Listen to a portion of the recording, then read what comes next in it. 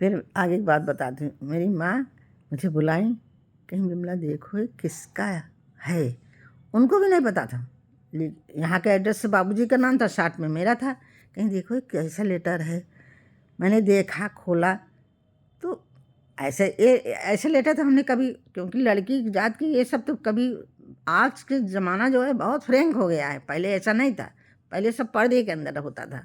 हम जानते ही नहीं थे कि लड़का बिना शादी के, बिना देखे लड़का कोई लेटर भेजा है। पहले तो ऐसे ही था ना।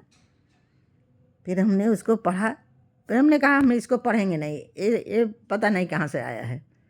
फिर मेरी माँ समझ गई, पढ़ी वो भी थी, कहीं कि ये शैलेंद्र ने भेजा है तुम्हारे लिए, तुम इसको पढ़ो, आज के ज़माना है, पढ़ो और उसका उत्तर भी लिखो तुम भी। हमको आता ही नहीं था, क्या लिखें। हमको लेटर लिखना आता ही नहीं था।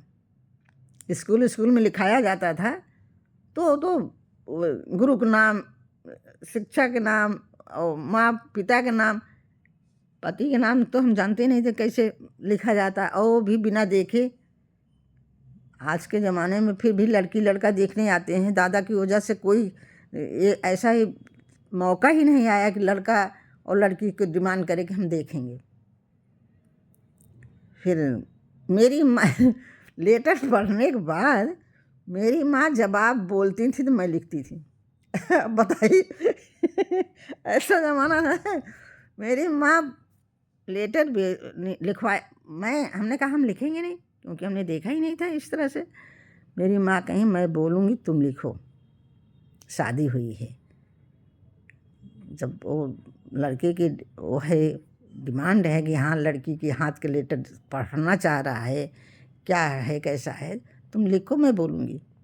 मेरी माँ लेटर बोली, फिर मैं लिखी हूँ। जो मेरी माँ बोली वही मैं लिखी हूँ। अच्छा है बुरा है ये मेरे खुद की समझ में नहीं थी, जो उन्होंने बोला वो मैं लिखी। फिर पैक करा के डलवा दिया। फिर मिला, उसके बाद की फिर बात बताऊँगी मैं।